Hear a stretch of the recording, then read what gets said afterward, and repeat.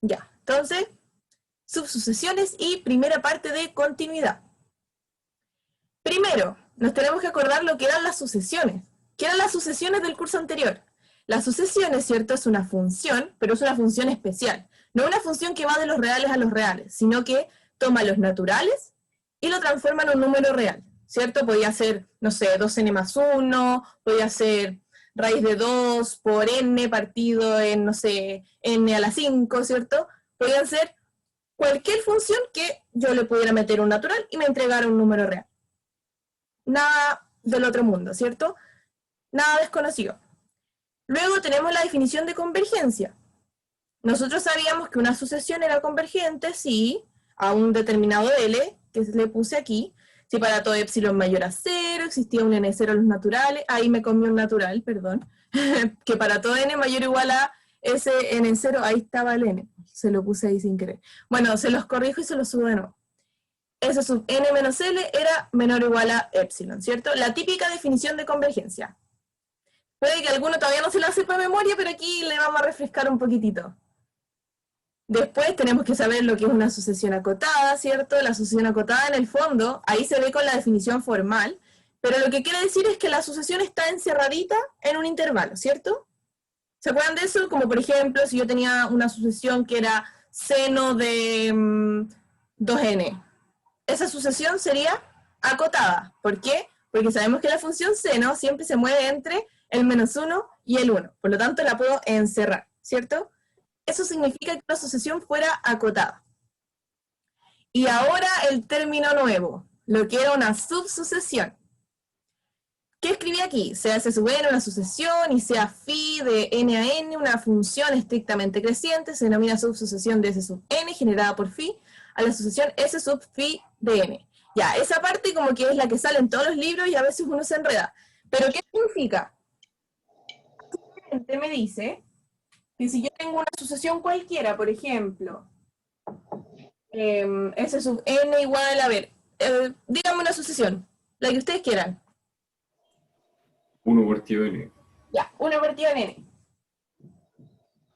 Nosotros podemos tomar una función, bueno, esta sucesión sabemos que es convergente, ¿cierto? Y convergía a 0, para que no se nos olvide. Entonces nosotros podemos tomar una función phi que sea estrictamente creciente. Por ejemplo, tomemos una función phi que sea 2n más 1, por ejemplo, que son los impares, ¿cierto? Entonces mi subsucesión S sub phi de n, ¿qué vendría a ser?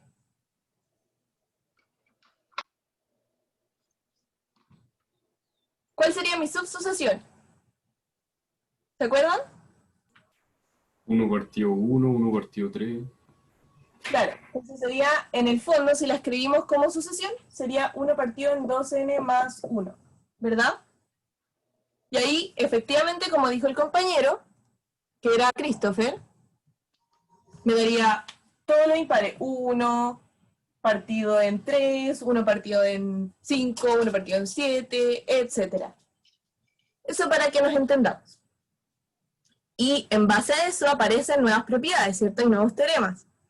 Primero tenemos una propiedad importante que me dice que si yo tengo una sucesión real que converge a un valor L en los reales, que sale aquí, eso significa que sí, solo sí, todas las subsucesiones de esa sucesión también convergen a ese real. Entonces, esta propiedad me sirve para demostrar que algo converge, porque si yo digo, tomo cualquier subsucesión, una subsucesión arbitraria, y llego a que todas convergen a lo mismo, entonces mi sucesión va a converger a ese valor. Pero también me sirve para decir que una sucesión no converge. ¿Por qué? Porque yo puedo agarrar dos subsucesiones que no converjan a lo mismo, y eso me va a decir, entonces mi sucesión obviamente no converge. Entonces, esta propiedad es importante porque me sirve para demostrar tanto convergencia como no convergencia. Después tenemos uno de los teoremas bien potentes de este curso, que es el teorema de Bolzano-Weierstrass, ¿ya? Lo que me dice este teorema es que toda sucesión acotada tiene al menos una subsucesión convergente. Nosotros, el semestre pasado, lo único que sabíamos es que una sucesión podía ser acotada, pero no necesariamente iba a ser convergente. Como que no podíamos obtener más información de eso, nada más que era acotada. Pero ahora, como sabemos el concepto de las subsucesiones, entonces ahora podemos tener más información acerca de las sucesiones acotadas. Entonces, si ahora yo tengo una sucesión acotada, puedo asumir que va a existir alguna subsucesión que sea convergente. ¿Ok? Después, aquí voy a tener que subir un poquito. Aquí está el título, lamentablemente no me cabía justo en las dos filas, que es la definición de una función continua en un punto mediante las sucesiones. Entonces, ¿cuál es esa definición? Tenemos una función cualquiera, que está definida de un subconjunto de los reales a los reales, y tomamos el valor x barra que va a pertenecer a su dominio. Vamos a decir que f es continua en ese punto, ojo, estamos hablando de un punto, sí, para cualquier sucesión que yo tome, que esté dentro del conjunto A, que era el dominio, si esa sucesión tiende a ese valor x barra, entonces mi f, evaluada en la sucesión, tiene que tender a f de x barra. Eso es la definición de continuidad en un punto a través de las sucesiones. ¿Sí? Eso también es súper importante porque nos va a ayudar a demostrar continuidad o no continuidad. Además de eso, vamos a tener la caracterización de continuidad en un punto también, pero ahora no con sucesiones, sino que solamente con un límite. Y lo que nos dice esto es que si nosotros tenemos una función, ¿cierto? De nuevo, de los reales, de un subconjunto de los reales hacia los reales, y tenemos ese punto x barra que pertenece a su dominio, vamos a decir que f es continua en ese punto si el límite, cuando x tiende a x barra de mi función, efectivamente es f de x barra. Entonces, esto también me va a servir para demostrar continuidad, sobre todo en esas funciones que son por intervalos. Porque recuerden que la convergencia, esto es otro recuerdo del semestre pasado, se tenía si tanto el límite superior como el inferior daban lo mismo. Si ambos límites eran iguales, entonces el límite existía. Si esos límites nos dan diferentes, entonces el límite no va a existir. Y por lo tanto, si yo hago eso en una de estas funciones por intervalo, y me da distinto, no sería continua en ese punto. ¿Se entiende? Ya. Ahora, como siempre, teníamos álgebra de límite, álgebra de sucesiones, ahora también vamos a tener álgebra de funciones continuas. ¿Y qué me va a decir eso? Si nosotros tomamos dos funciones continuas y agarramos un punto que esté en ambos dominios, como dice ahí, una x barra que pertenezca a inter b, que son los dominios de f y g respectivamente, vamos a tener que la suma o la resta de esas funciones va a seguir siendo continua, la multiplicación va a seguir siendo continua, si yo ese lambda, que sea un real, en el fondo la ponderación de cualquiera de esas dos funciones va a seguir siendo continua, y la división, siempre y cuando la que esté abajo sea distinta de 0, también va a ser continua en ese punto. Ojo, todo esto estamos hablando en un punto. Pero si nosotros, como vimos más abajo, que la continuidad es en todos los puntos, igual es válido. ¿Ok? Si nosotros vemos que tenemos una función continua en todo su dominio, y la otra función tiene el mismo dominio, y es continua en todo su dominio, el álgebra va a ser siempre válido. ¿Sí? Porque en el fondo lo vamos a poder demostrar para todos esos puntos. Por último, tenemos también la composición. Si nosotros tenemos dos funciones continuas, la composición también es continua siempre y cuando la función que está dentro, evaluada en ese punto, pertenezca al dominio de f. ¿Por qué les digo esto? Porque si no perteneciera al dominio de f, esta función no existiría, no estaría bien definida. Por eso, la composición es continua, pero tienen que verificar que lo que está dentro de mi función f, en este caso, que es g, esté dentro del dominio. Porque si no, de nuevo, no tendría sentido, porque no existiría la función. Bueno, lo que les dije de continuidad, nosotros sabemos que una función es continua cuando es continua dentro de todos los puntos del intervalo. Ahí uno dice solamente que f es continua. No está diciendo f es continua en tal punto. Ahí ya no es necesario, porque si sabemos que es continua en todos los puntos dentro de ese intervalo, vamos a decir, bueno, f es continua. Y por último, vamos a ver el teorema de Bolzano, que es el que vieron ayer con el profe. No quise agregar los otros dos teoremas, solo nos vamos a quedar con el primero. La otra clase vamos a ver el resto de los teoremas que vieron ayer con el profe, ¿ya? Y el teorema de Bolzano lo que me decía, ¿cierto? Era que si yo tenía una función que se movía en un conjunto cerrado y acotado de los reales hacia los reales, que fuera continua y pasaba, como sale ahí, que f de a por f de b sea menor o igual a 0, entonces iba a existir un punto dentro del intervalo donde mi función iba a valer 0. En el fondo, como dijo el profe gráficamente, esto significa que si yo tengo un punto, por ejemplo, este es nuestro punto A, esto es nuestro punto B, este va a ser f de A, ¿cierto? Y este va a ser f de B. Si yo soy una función continua, como las funciones continuas, ¿cierto? En el gráfico es como que uno nunca levanta el lápiz, en algún momento mi función tiene que pasar por el 0.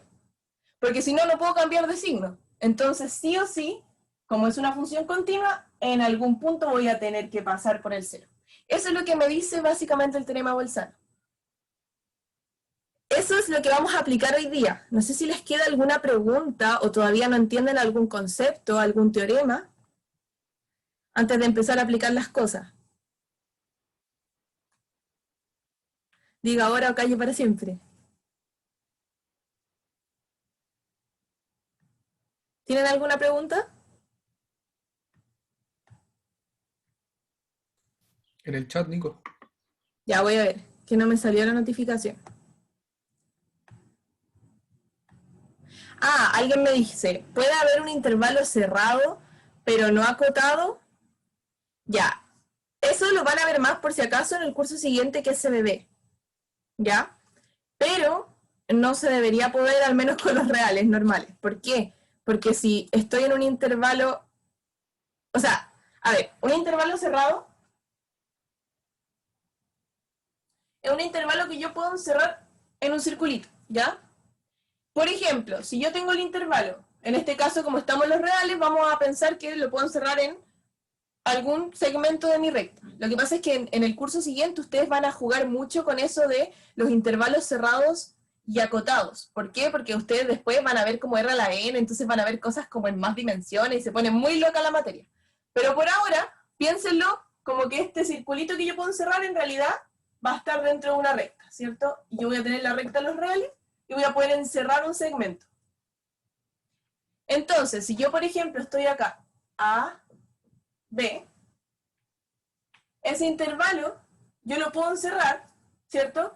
Pero en algún momento voy a tener que llegar a los bordes porque lo puedo encerrar. Pero, por ejemplo, el intervalo A, B abierto es acotado. ¿Por qué? Porque yo puedo decir que el B es una cota superior y el A es una cota inferior, pero ya no va a ser cerrado. ¿Por qué? Porque estos bordes no los puedo definir bien. No puedo encerrar bien mi intervalo.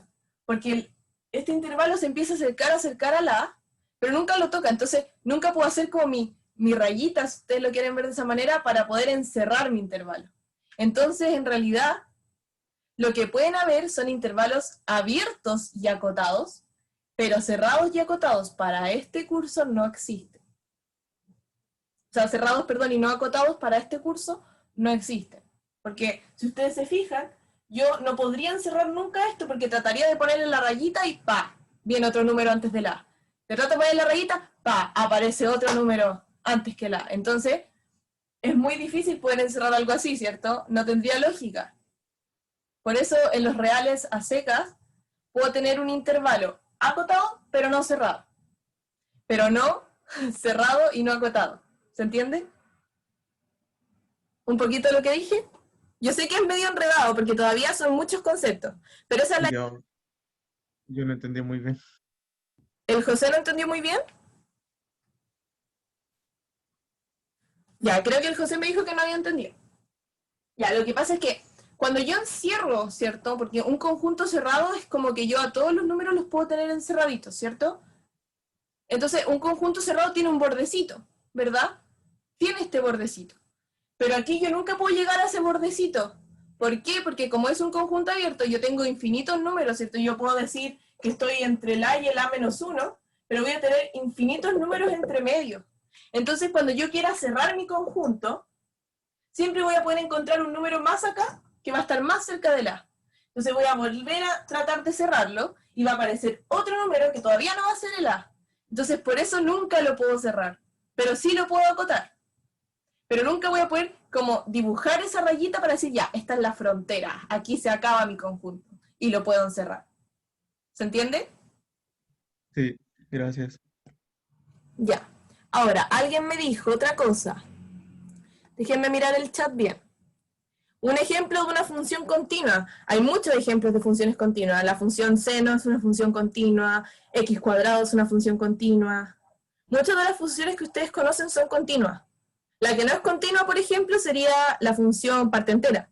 Porque si ustedes se fijan, se va saltando, va como subiendo por escalones.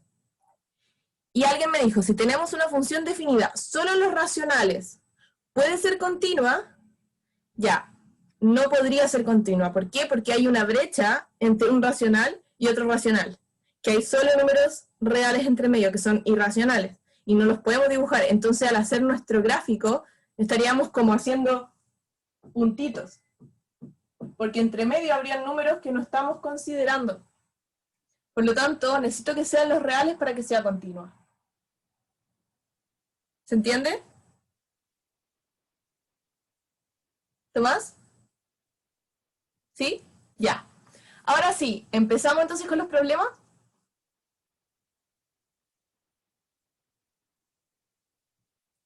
Ya, nadie se puso, así que voy a empezar.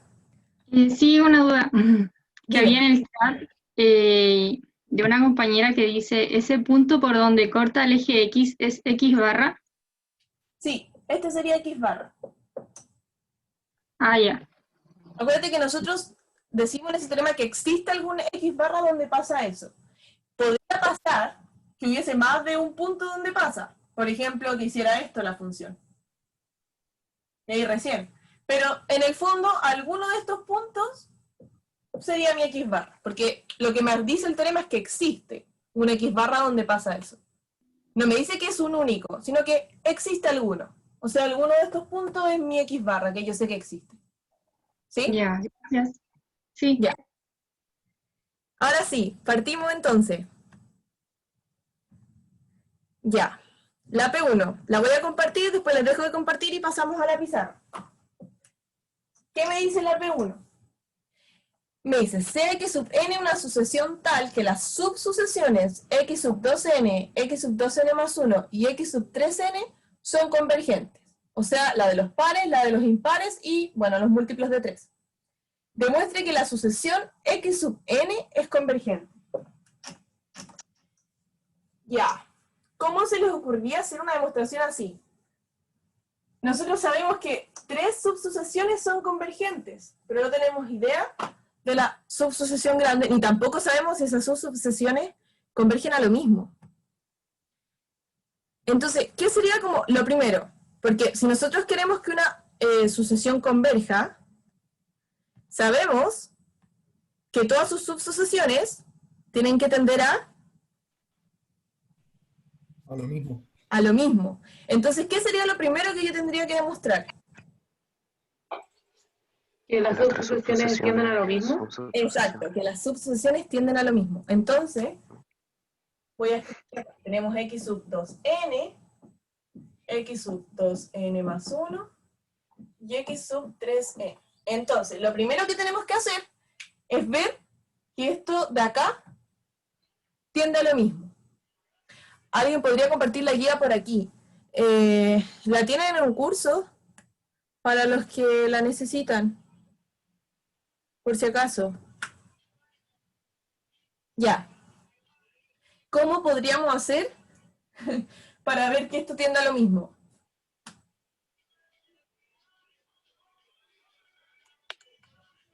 ¿Se les ocurre alguna idea?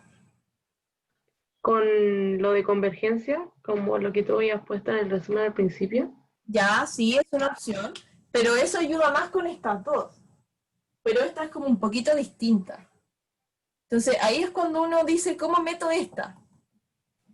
Entonces, ¿Contradicción? ¿ah? ¿Contradicción? Ya, podría ser por contradicción, pero yo les voy a enseñar una cosita que es importante. Nosotros tenemos subsucesiones, ¿cierto? Pero las subsucesiones también pueden tener subsucesiones. ¿Ya? Entonces, ¿qué podría hacer yo? Podría encontrar subsucesiones, comunes. Por ejemplo, una subsucesión que sea común entre esto de acá y esto de acá. Y si esa subsucesión es común en ambos, sabemos que las subsucesiones tienden a lo mismo que su sucesión. Por lo tanto, ahí podríamos llegar a que son iguales. Alguien me dice, x sub 6n. Exactamente. Entonces, tomemos la subsucesión x sub 6n, que corresponde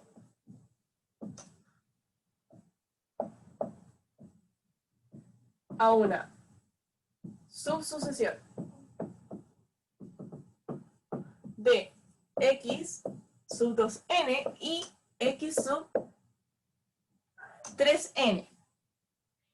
Entonces, si x sub 2n converge a un L1 y x sub 3n converge a un L2, podemos decir que x sub 6n va a converger a L1 y también a un L2. Entonces, si converge a dos cosas por unicidad del límite, ¿cómo tendrían que ser L1 y L2? Iguales. Iguales. Entonces, L1 es igual a L2. Es decir, ya sabemos que estas dos convergen a lo mismo. Tenemos la primera parte. Ahora nos queda ver que la de acá converge a lo mismo. De nuevo, estas dos, como les dije, es un poquito difícil juntarlas porque unas son pares y las otras los impares. Pero es más fácil juntarla con esta de acá. Entonces, si nosotros juntáramos ahora esta con esta, ¿cómo lo podemos hacer? ¿Ah? La sucesión CN también se podría ver como la multiplicación de las dos sucesiones anteriores, ¿o no? ¿Se podría ver así? ¿Cómo la multiplicación de las dos sucesiones Es anteriores? que... Ah, no, me equivoqué. Es el 2 por 3, pero ahí sería un n cuadrado. Cierto, me equivoqué. Así que no Gracias. es la multiplicación. Ya, voy a borrar esto, por si acaso les voy a subir pauta, ¿ya? Como tengo esta pizarra nomás y no puedo como tener más pizarras al mismo tiempo, voy a tener que ir borrando. Pero me interesa que me sigan y que entiendan lo que estoy haciendo, ¿ok? Si alguien se pierde en algún punto, me para, me dice Nicole o Nico, por favor explícame de nuevo esto y yo lo explico, ¿ya? No tengan miedo con preguntar. Pero sí voy a tener que ir borrando porque no me alcanza el espacio. Y ahora estoy escribiendo grande porque el día está como súper oscuro y se ve más o menos nomás. Entonces, no me queda otra que ocupar mucho espacio de la pizarra. Ahí eso era lo que no quería borrar. Ahí sí. Esta es la que teníamos lista con la de allá. Y nos queda la de al medio. Ya. Entonces ahora les dije que íbamos a juntar esta con esta. ¿Cómo las podríamos juntar?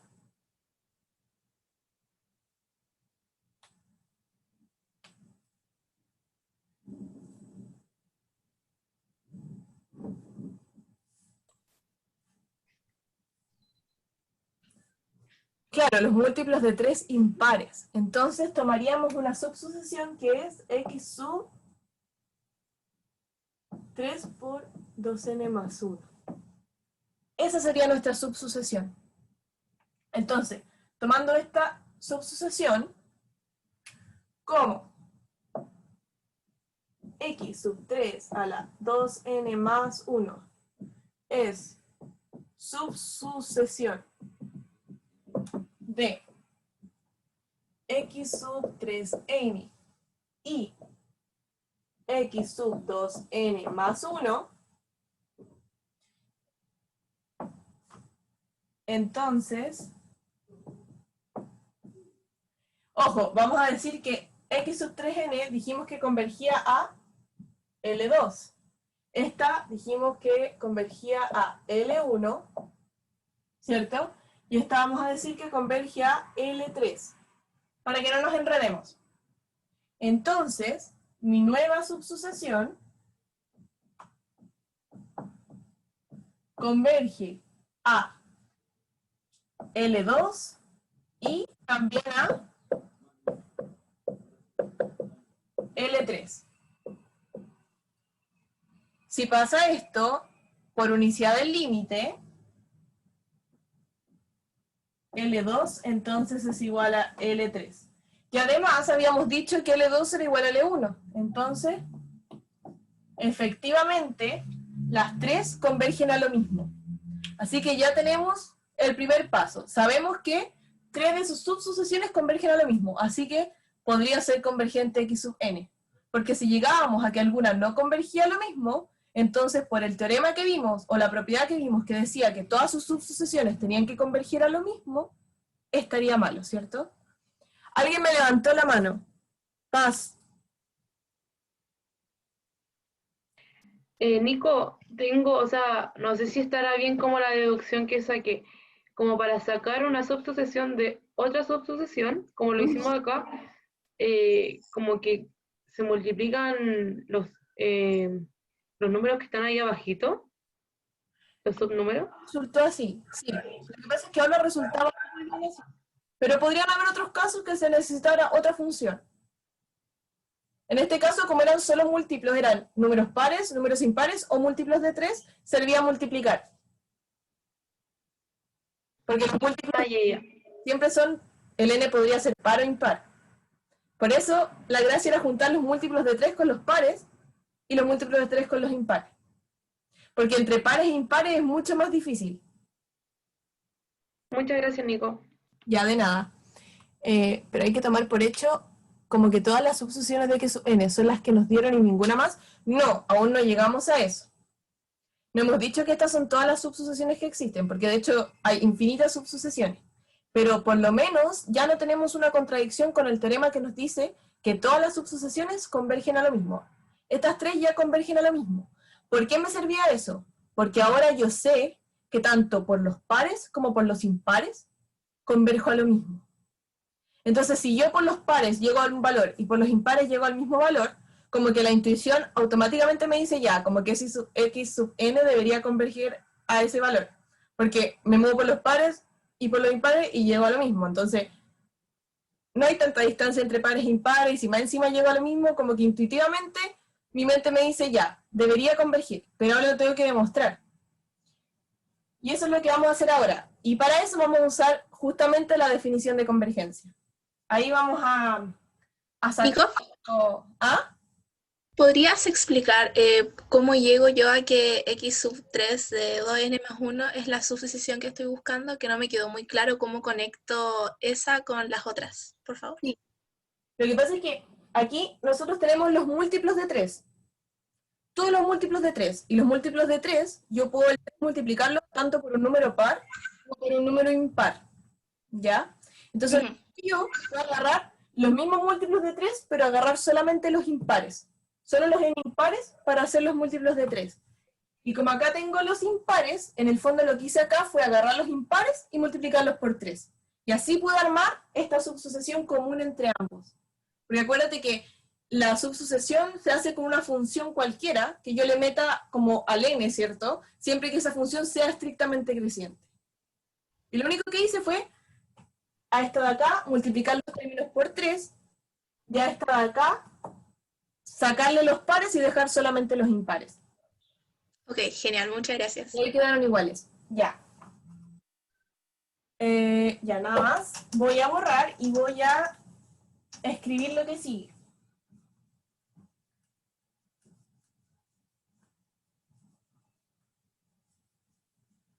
Este ejercicio igual es complicado, ¿ya? No piensen que era un ejercicio fácil, por si acaso, para que no se asusten. La idea de esto era jugar un poquito con las subsucesiones y ahora aplicar la definición de convergencia para que no se nos olvide. Entonces, ¿cómo? X sub 2n y X sub 2n más 1 tienden a... Una cosa chica, Nico, cuando nosotros armamos las subsucesiones de las subsucesiones, tenemos que justificar por qué unimos alguna o cosas así. No, es cosa que digo, esta subsucesión es común para ambos. A ustedes se les tiene que ocurrir.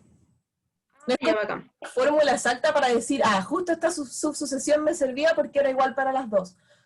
Uno tiene que pensar en la función. Entonces, no es como algo que se tenga en una tabla, así como ya, solo porque estas son las sucesiones, esta es mi subsucesión. Esa es la parte como que uno tiene que pensar. Entonces, esa es la parte compleja. Como la Muchas gracias. más. Pero con que se den cuenta que tomaron una subsucesión que les sirve a ambos, ya están bien. No necesitan más justificación que esa. Disculpa, ¿y multiplicar los subíndices también es como una recurrencia fácil? Es Lo que que hicimos, eso fue lo que hiciste ahora. sí, ¿Sí? sí. Ah, ya. Es Muchas como gracias. algo rápido que se ocurre, porque a veces te ponen funciones más feas, pero esta es la parte más o menos fácil de encontrar. Ya. Entonces, como x sub 2n y x sub 2n más 1 tienden al mismo valor, L lo voy a llamar, demostremos que x sub n también tiende a L. Si demostramos eso, ganamos, porque habríamos demostrado que mi sucesión también era convergente. ¿Y por qué te debería tender a ese L? Porque si todas las subsucesiones tienden a un valor, la sucesión también tiende a ese valor. ¿Sí? Por eso, estas dos subsucesiones yo las tomo, ¿por qué? De nuevo, como por los pares llego a lo mismo y por los impares llego a lo mismo, la intuición debería decirme que obviamente la sucesión debería tender a eso mismo. Entonces, tengo que lograr juntar estas dos cosas para llegar a esto. Y para eso vamos a usar la definición. Entonces, vamos a tomar, si x2n tiende a L, si solo si, para todo épsilon mayor a 0, existe un n0 en los naturales, tal que para todo n mayor o igual a cn0, ¿qué tiene que pasar? X2n menos L menor o igual que epsilon. Exactamente. Esa es la primera. Y después, con los impares,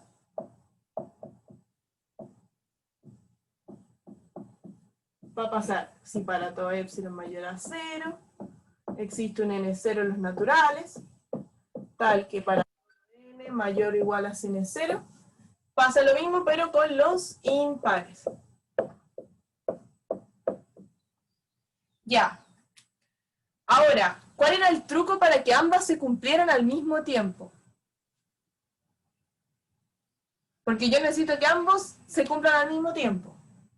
Había que usarle tomar el máximo. que sirve para ambos. El máximo Espera, n0. porque hablaron mucho al mismo tiempo. Bueno, Álvaro me dijo tomar un n suficientemente grande en ambas. Un n0. Y así, aquí le voy a poner por si acaso n0 y n1, porque sí, nos vamos a confundir si le pongo la misma notación. Ya. Entonces teníamos que tomar uno suficientemente grande para que ambas se cumplieran simultáneamente. ¿Cuál va a ser ese n? Aquí yo voy a ser un poquito astuta. ¿Por qué voy a hacerlo? Porque si ustedes se fijan, acá no tengo un n, tengo un 2n. Y acá no tengo, aquí era un más 1. Como tengo poquito espacio, ahí sí. Y aquí tampoco tengo un n solito, tengo un 2n más 1. Entonces yo en vez de tomar el máximo entre n0 y n1, yo voy a tomar un n barra, le voy a poner, igual al máximo entre 2n0 y 2n1 más 1. ¿Por qué? Porque en el fondo este de acá es mi índice. Entonces, ¿yo qué voy a hacer? Yo sé que desde el n0 funciona, pero si yo tomo el 2n0, va a seguir funcionando porque es mayor al n0, y voy a hacer lo mismo que tengo acá en mi índice. Y aquí lo mismo, yo sé que desde el n1 funciona, pero como en mi índice tengo un 2n más 1, en vez de tomar el n1 por sí solo, voy a tomar el 2n1 más 1, porque aquí mi índice es un 2n más 1. Este es un buen truco cuando tengan cosas de este estilo, con las subsucesiones, ¿ya? Porque nosotros sabemos que esto de acá es mayor que n1, por lo tanto se va a seguir cumpliendo. No tenemos ningún problema con eso. ¿Ya? Entonces, si nosotros tomamos el máximo entre esos dos, vamos a tener dos casos. Que el máximo sea par o que sea impar, ¿sí? Entonces, ¿cómo seguimos? ¿Qué se les ocurre a ustedes? Tendríamos que ponernos en caso. ¿Pero cuáles serían esos casos? Primero tenemos que tomar un n mayor o igual a c de barra, ¿cierto? Primera cosa.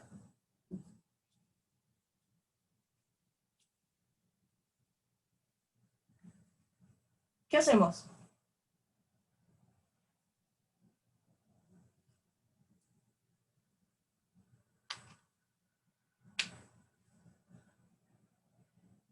Ya, asumir que uno es mayor que el otro, pero como les digo yo, tengo que ponerme en dos casos. Si ustedes se fijan, tengo Probar con cada uno. impares. ¿En qué caso me debería poner? Tengo pares e impares.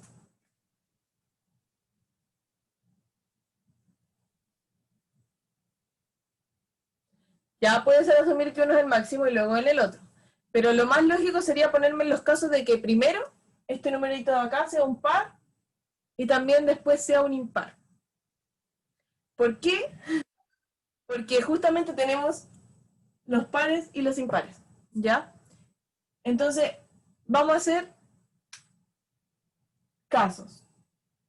Voy a tener que borrar porque si no, esto no me va a caber. Puedo borrar las definiciones. ¿Se las saben de memoria?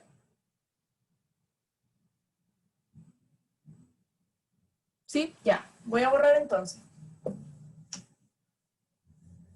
Ya, ¿por qué había que tomar el máximo? Me preguntaron. El máximo se toma, ¿por qué? Porque yo necesito que ambas definiciones se me cumplan simultáneamente. Y yo sé que a partir de un punto, la definición se va a cumplir, y la otra definición a partir de un punto también se va a cumplir. Entonces, si yo tomo el punto más alto entre los dos, ambas se van a cumplir, porque siempre se cumplen en los números mayores a ese punto. Entonces, si tomo el de arriba, por ejemplo, que es mayor al de abajo, el de abajo se va a seguir cumpliendo, porque voy a tener un n mayor al n que tenía abajo. Entonces, sí o sí se van a cumplir al mismo tiempo las dos. Es como... es lo mismo que hacíamos el semestre pasado. Cuando queríamos que dos cosas se cumplieran simultáneamente, teníamos que tomar el máximo entre los dos, porque así el n0 que yo tomara me aseguraba que iba a cumplir tanto la definición que era con el n0 que era el mayor, como la que era con el n0 menor. No, el mínimo no. Porque si yo tomo el mínimo, supongamos que el n1 que había ahí hubiese sido mayor que el n0, y yo tomaba el n0. Los puntos que estaban entre el n0 y el n1 no me iban a cumplir la definición. ¿Se entiende? Porque la definición, ¿qué me dice? Que existe un n0 tal que para todos los n mayores a n0 se cumplen. Entonces, si yo tomo el mínimo y tengo una definición que me dice que existe un n1 tal que para todos los n mayores o iguales a n1, supongamos que el mínimo es n0. Tomo el mínimo. La de arriba se me cumple. No tengo problema. Pero la de abajo, hay un número de términos que están con el n0, n1 en este pedacito. Y si mi definición me dice que se cumplen desde el n1 en adelante, todos estos términos que están en este pedacito entre n0 y n1 no me están cumpliendo la definición. Por eso no sirve el mínimo. Ya, alguien me dice, ¿por qué no tomamos el máximo entre n0 y n1? Ya, eso es lo que iba a ir yo. Tomé el máximo entre 2n0 y 2n1 más 1 porque yo voy a ser astuta y voy a hacer algo. ¿Ya? Voy a hacer una cosa porque me voy a poner en los casos pares e impares. Entonces, como voy a estar en los casos pares e impares, me conviene que sea 2n0 y 2n1 más 1. Después van a ver por qué. ¿Alguien me había levantado la mano? ¿Quién me levantó la mano?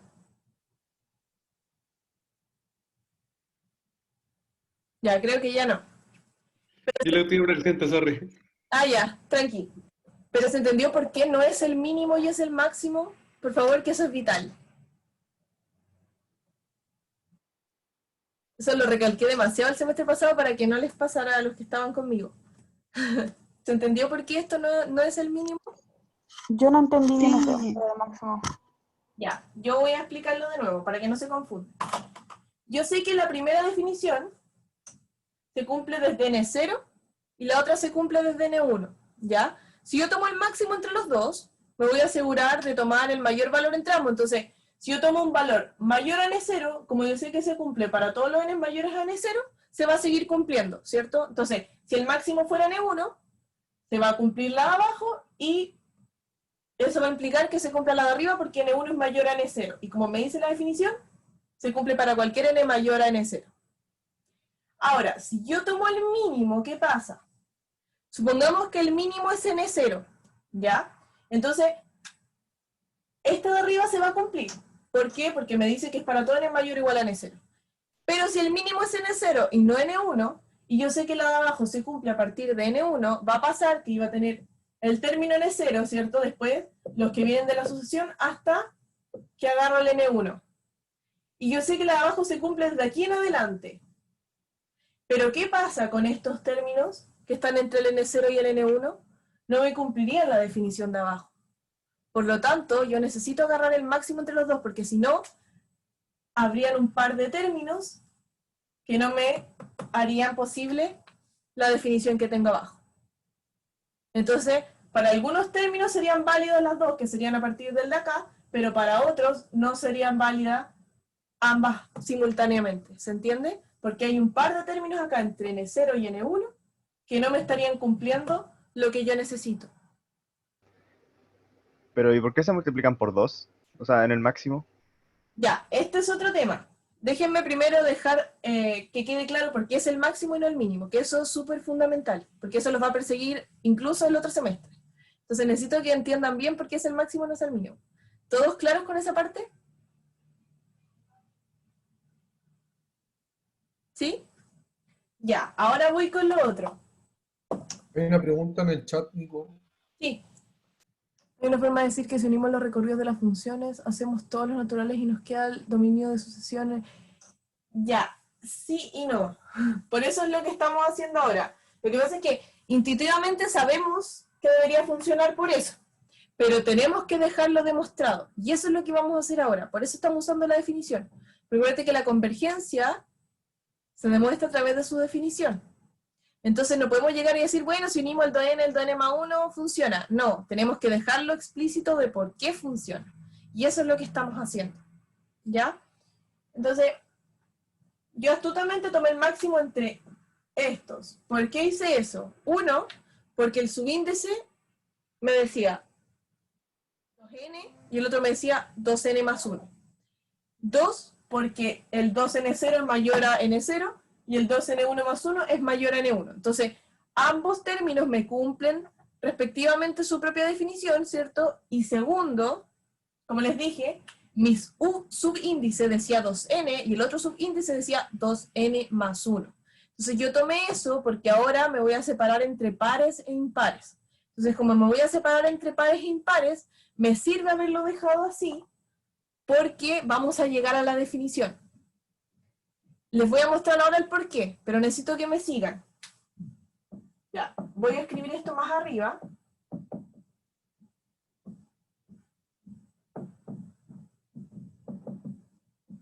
Entonces, tomando este n barra como el máximo entre los dos,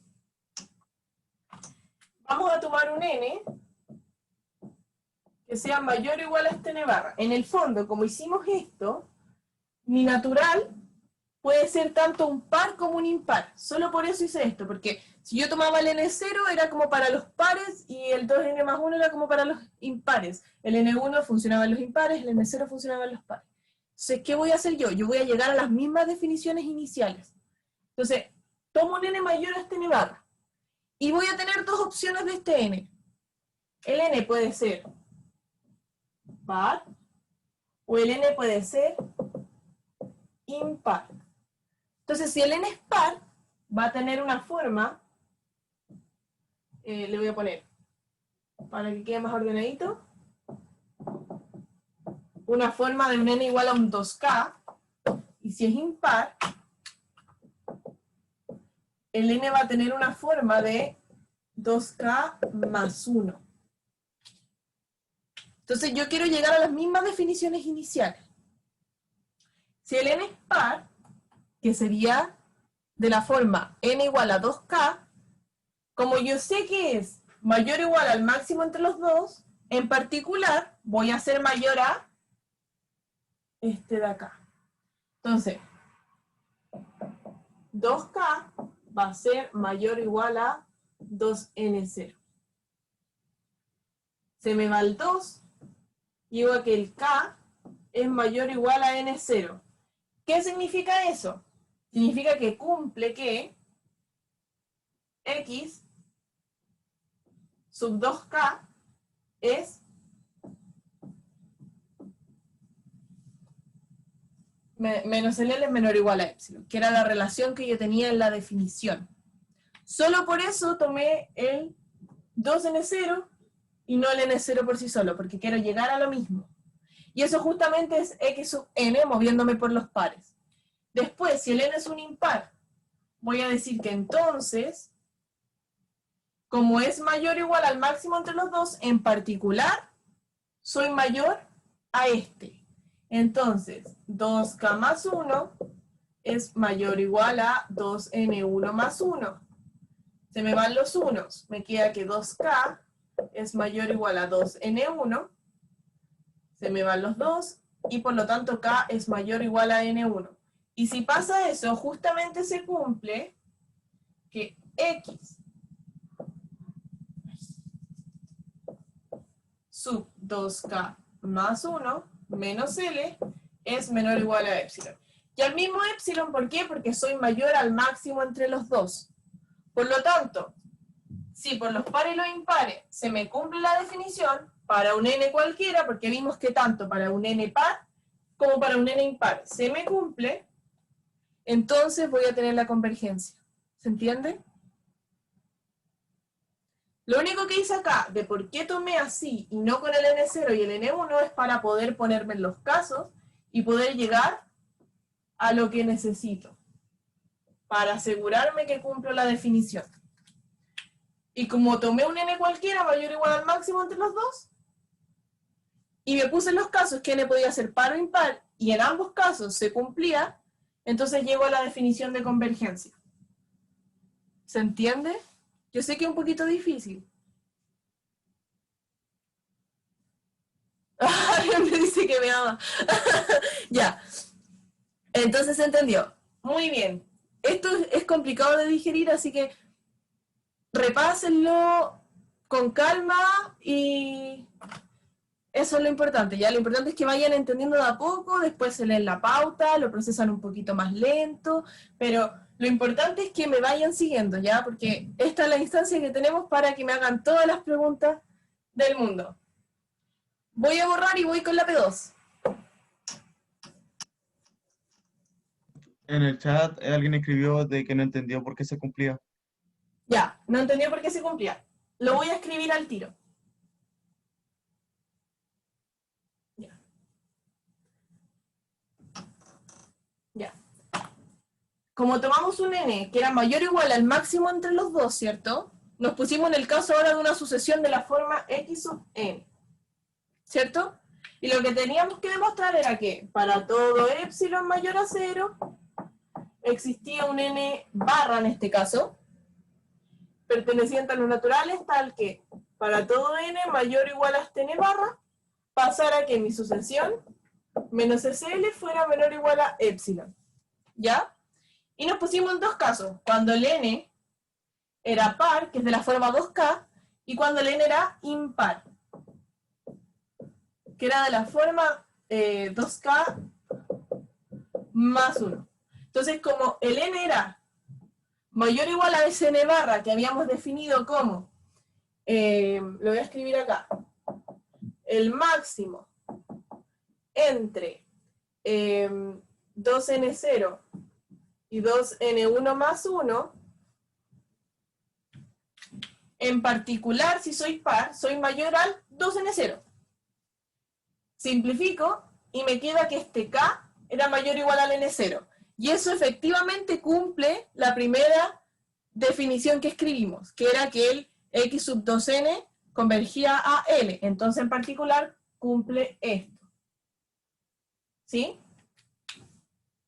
Y esto de acá, acuérdate que el 2k es el n. Entonces ya sabemos que para los n pares se cumple esto de acá. Después, agarramos el impar, hacíamos lo mismo y nos quedaba que k era mayor o igual a n1. Y eso significaba que justamente x sub 2k más 1 menos L era menor o igual a epsilon. Ojo, este es un epsilon arbitrario, ¿ya? Y este epsilon arbitrario se supone que satisface ambas ecuaciones simultáneamente. ¿Por qué? Porque el n era el máximo entre las dos. Y como satisface ambas, este epsilon es el mismo. Entonces, como llegué a que esto de acá también era menor o igual a epsilon, y este también era mi x sub n, porque ojo, el 2k era mi n, y el 2k más 1 también es mi n, solo que aquí el n era par, y aquí el n es impar. Y llegamos a exactamente lo mismo. ¿Por qué? Por lo que habíamos escrito antes, las definiciones anteriores. Entonces, como llegamos a que satisfacen esto para el mismo epsilon, un epsilon arbitrario, entonces para cualquier epsilon mayor a 0 va a existir este n barra, que lo habíamos definido en los naturales, tal que para todo n mayor o igual a c n barra, se va a cumplir esto, porque vimos que tanto para el n que fuera un par, como para el n que fuera un impar, según lo que definimos, se cumplían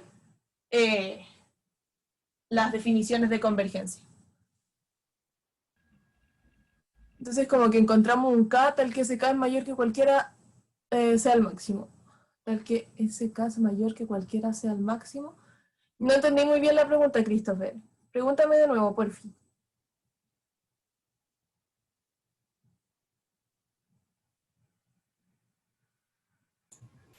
Que no sé cómo explicarlo. Es como que... Eso viene converge a L, por si acaso. Ya, lo que pasa es que este K, en el fondo era mayor a N0 y a N1 también. Porque en sí, este número es mayor o igual a 2N0 y también mayor o igual a 2N1 más 1. Entonces, en el fondo, este K era mayor o igual a N0 o a N1, o sea, o a N1 dependiendo del caso. Porque si me paro en un impar, podía ser que tomara N1, ¿cachai? Pero desde ahí en adelante, y si me paro en un par, puede que ese par tome el N0, pero desde ahí en adelante, ¿cachai? Sí, sí, sí, a eso me refería como con la pregunta. Sí. Ya, gracias. Ya, X sub n converge a L, efectivamente, lo demostramos, llegamos a la definición. Lo que significa efectivamente lo que me estaban pidiendo. Que esto era lo importante, ¿cierto? Ya. Borro y vamos con la P2. Voy a volver a compartir para que la leamos juntos y empezamos. Perdón si me demoro borrando, pero mi borrador es chiquitito.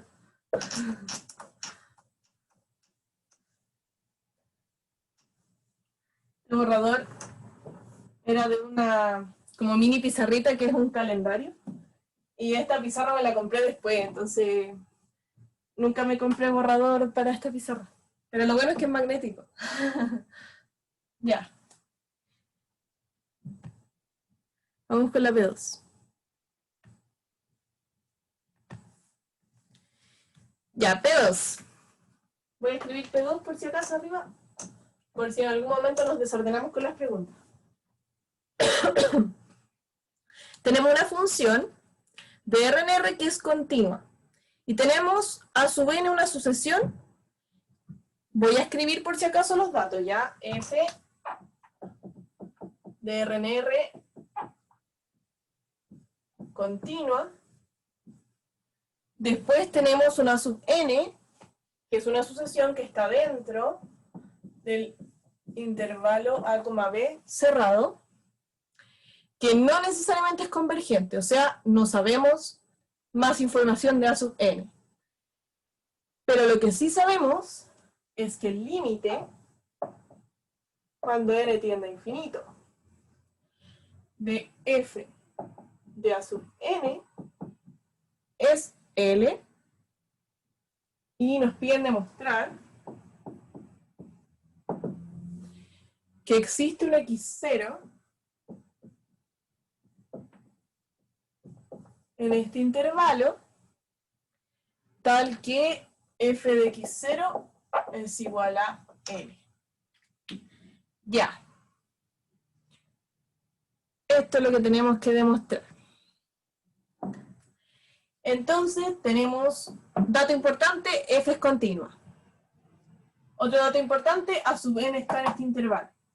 ¿Qué significa que a sub n esté en ese intervalo? ¿Se va a acotar? Es Es acotada, muy bien. Entonces, ¿cómo? A sub n pertenece al intervalo a, b, corresponde a una sucesión acotada. Muy bien. Si A sub n es una sucesión acotada, tenemos un teorema muy lindo que nos entrega información.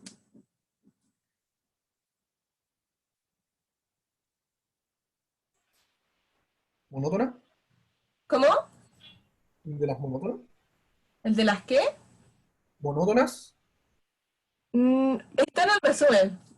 Spoiler. Está en el resumen. Sí, Bolzano y Weierstrass. Muy bien.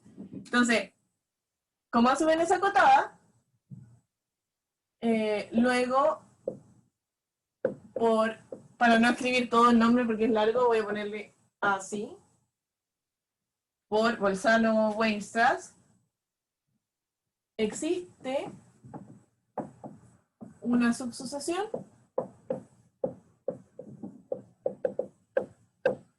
que llamaremos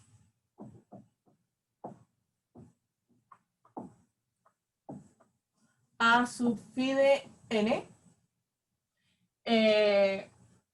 convergente a un, le voy a poner L mayúscula. Entonces tenemos que A sub n tiene una subsucesión convergente, voy a escribir el L allá porque aquí queda como muy raro, a un L mayúscula.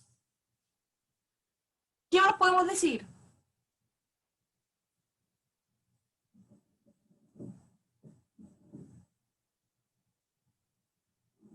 Sabemos que tiene una subsucesión. ¿Que la sucesión también converge hacia L?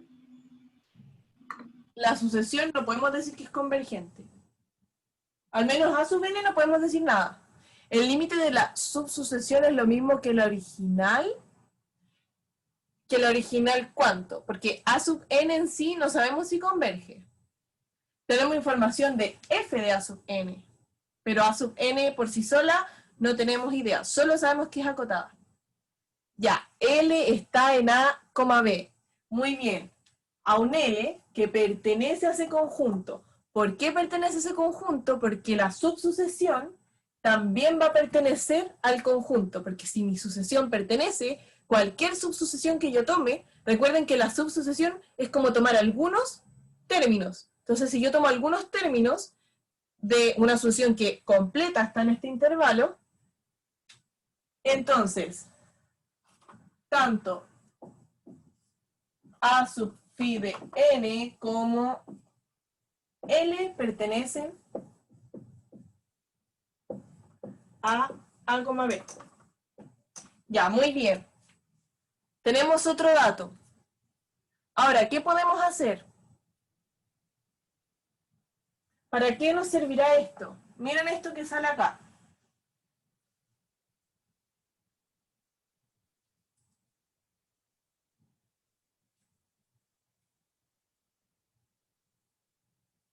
álgebra funciona, ¿no?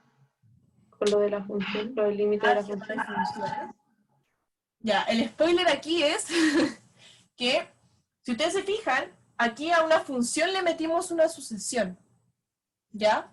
Pero resulta que si a esa función ahora le metemos la subsucesión, eso que se va a formar, esa sucesión que se forma, es subsucesión de la que está acá.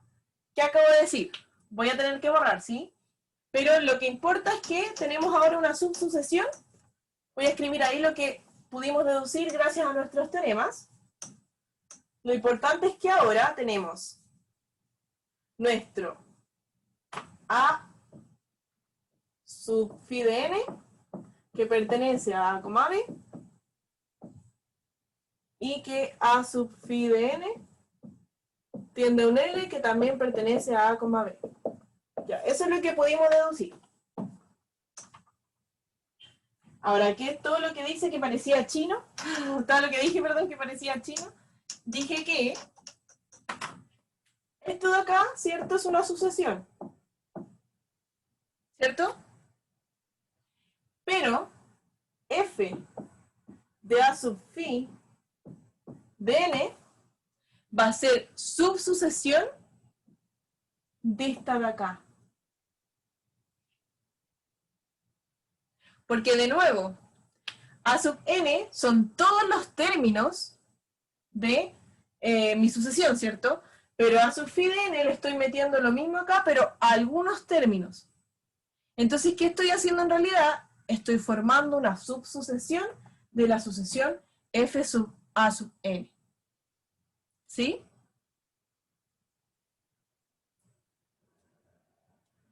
¿Me siguen o no me siguen? Díganme algo. Y Ya, sí, alguien me dijo que sí, muy bien. No, lo que dije es que esto de acá es una sucesión. ¿Ya? Porque una función yo le meto una sucesión, se convierte en una sucesión, ¿cierto? Pero cuando yo a una función le meto una sucesión, le estoy metiendo todos los términos de la sucesión, ¿verdad? Pero si ahora a mi función le meto una subsucesión de esta sucesión, en el fondo le estoy metiendo algunos términos, ¿cierto?, de la sucesión inicial. Entonces, en el fondo, lo que hice acá fue formar una subsucesión de esto. ¿Eso justifica que el límite esté en el intervalo? Ya. A sub n, como está en el intervalo,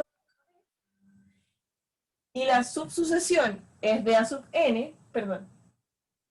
Sí, y la subsucesión es de A sub n, como son algunos términos, sigue estando dentro de A, B. Y como es una sucesión acotada, su límite debe estar dentro del intervalo. En este caso A sub n no tiene, pero su subsucesión sí. Y como la subsucesión sigue siendo acotada, el límite está dentro del intervalo. Por eso el L está en el intervalo. Ahora, como descubrimos que esto era una subsucesión, lo voy a escribir como f de A sub phi de n es una subsucesión de f de A sub n, entonces, si f de A sub n tiende a L, f de A sub phi de n, ¿a qué tiende? ¿A ¿F L? de L? A L también.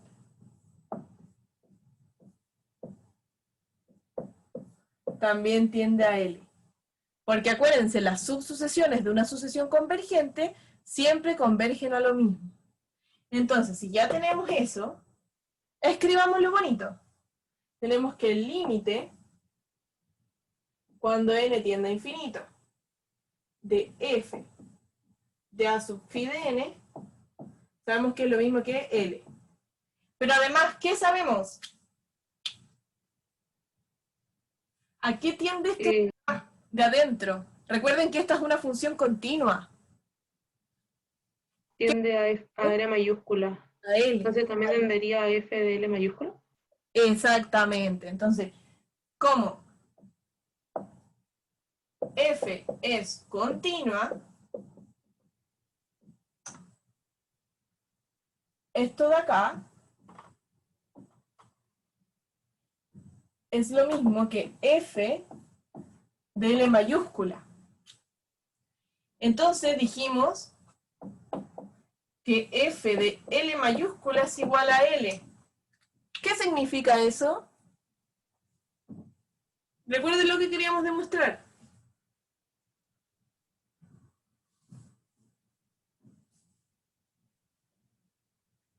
Que existe un X0. Que en el existe ese X0. ¿Cuál sería nuestro X0? SL que dijimos. Entonces, en base a esto voy a concluir. Voy a tener que borrar arriba.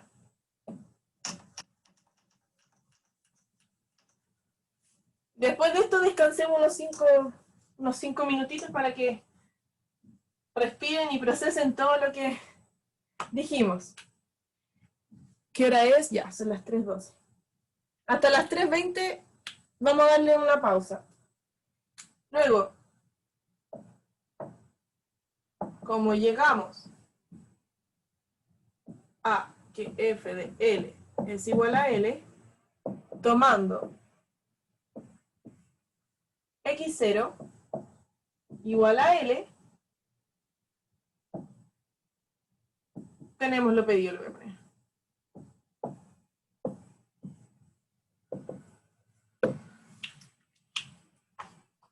Nico, Sí, ¿puedes repetir por favor lo último lo del X0? Gracias. ya. Como dijimos que el límite de la subsucesión era N, y sabemos que F es continua, la propiedad nos dice que si tenemos una sucesión adentro que tiende a un valor, entonces esto de acá tiende a F de ese valor. Por lo tanto, como ya sabíamos que eso tendía a L, nosotros sabemos que esto de acá es lo mismo que F de L, de un L grande, que nosotros dijimos que era el límite de la subsucesión. Entonces, vamos a llegar a que F de este L grande era lo mismo que el valor L inicial que nos habían dado. ¿Qué significa eso? Que existe un valor que yo le meto a mi función, ¿cierto? Y ese valor, ¿dónde estaba? Exactamente en A, B. ¿Por qué? Porque mi subsucesión estaba dentro del intervalo, tal que me da ese valor L. Por lo tanto, si yo tomo mi X0 igual a este L, voy a tener que va a existir un X0, porque lo encontré, se llamaba L, que va a pertenecer al intervalo tal que mi f de X0 es igual a ese L, chica. ¿Sí? Ya, buena, perfecto. Ya, bacán. Ahora sí, descansito hasta las 3:20. El A sub phi de n era el que tendía a L y lo definimos nosotros, sí. Álvaro, ese fue el L que dijimos nosotros y sabemos que existe ese L, ¿por qué? Porque por el teorema sabemos que una subsucesión tenía que ser convergente.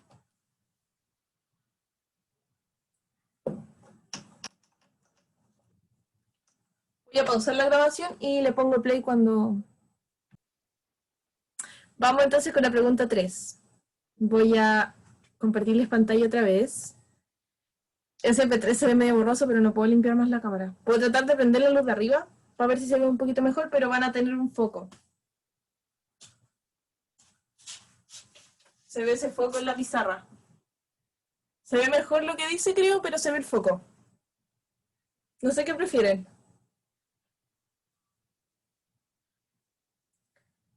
¿Dejo esa luz prendida?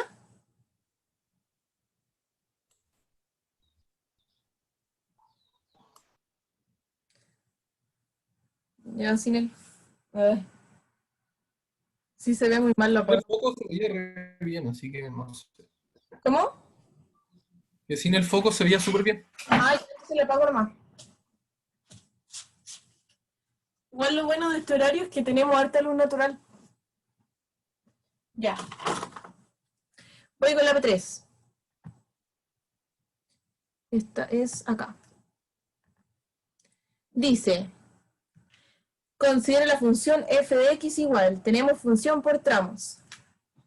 Vamos a tener una función igual a 3 tramos. E a la x1 partido en el logaritmo natural de 1 más x. Creo que voy a tener que hacer más grande esto. Si x es mayor a 0, estoy tratando de escribir bastante grande para que se entienda bien. X menos alfa al cuadrado si x es menor a 0 y beta si x es igual a 0. Y nos piden encontrar todos los valores de alfa y beta para los cuales f de x es continuo en todo R. Ya. ¿Cómo hacemos eso?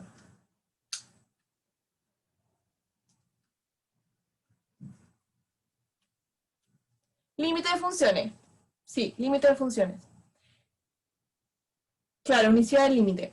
Entonces, ¿cómo empezamos? Primera cosa, tenemos que reconocer si la función es continua o no por tramo. Si nosotros la miramos, en cada tramo la función va a ser continua, ¿por qué? Por álgebra y composición de funciones continuas. En ningún momento se me indefine, siempre está bien definida, por lo tanto, me refiero como que el logaritmo natural lo que está dentro es parte de su dominio, nunca va a ser esto 0, entonces tenemos que tanto el primer tramo, el segundo tramo como el tercer tramo son continuos por álgebra y composición de funciones continuas.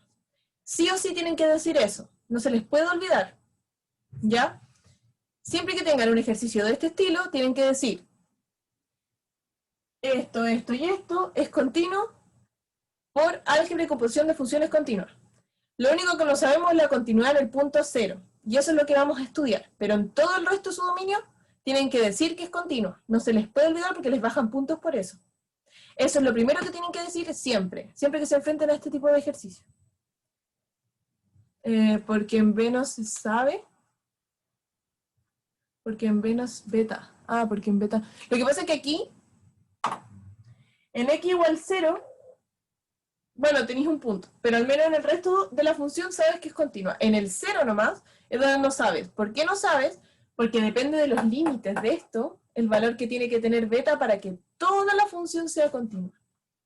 ¿Se entiende? Entonces, en el fondo, tú sabes que para los números mayores a 0 es continua, para los menores a 0 también es continua, pero no tienes idea qué pasa en el 0, no tienes idea si esas dos partes se juntan, si están así como un escalón, si están juntitas, si a lo mejor están juntas, pero el puro punto beta está por ahí arriba, no tenemos idea. Porque hay diferentes tipos de discontinuidades, podemos tener algo así, ¿cierto? Que es como muy típico, como también podemos tener algo así, por ejemplo. Que vengamos subiendo y ese punto esté por acá. Entonces, hay muchas formas de discontinuidad, y lo que tenemos que ver es que toda esta función por completo sea continua. ¿Y cuál es nuestro punto conflictivo aquí? El 0. Entonces tenemos que ver qué valor de alfa y beta hay para que x sea continua, perdón, para que f sea continua en el 0, en x igual a 0. ¿Se entiende? Aquí sabemos que es continua, aquí sabemos que es continua. ¿Por qué? Por álgebra y composición de funciones continuas. Eso grabadito aquí porque siempre hay que decirlo. Ahora estudiemos lo que pasa en x igual a 0.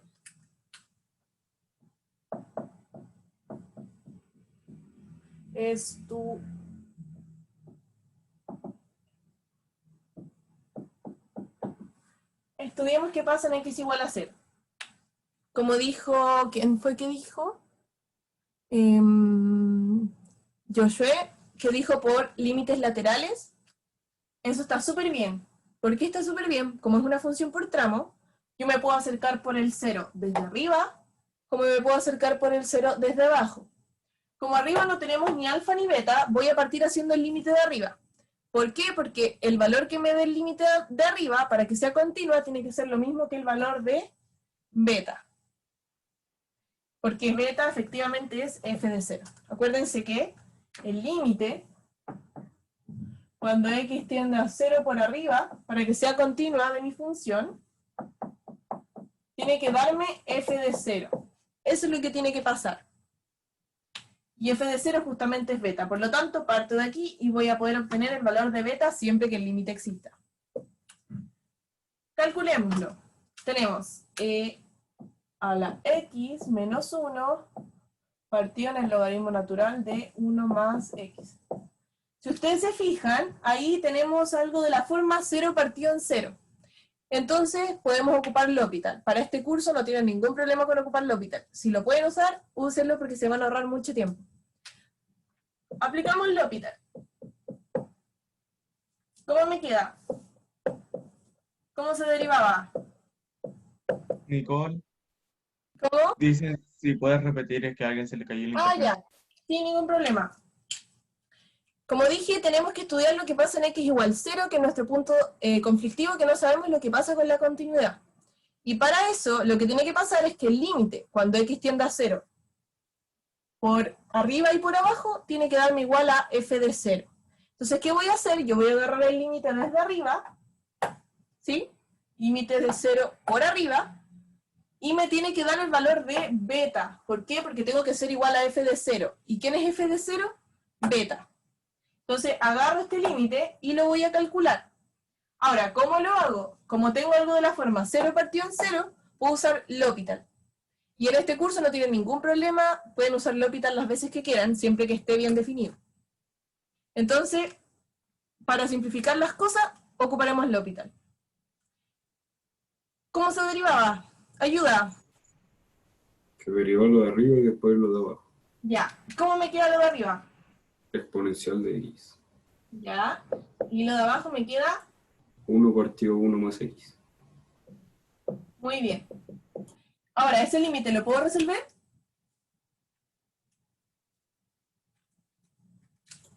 ¿Sí?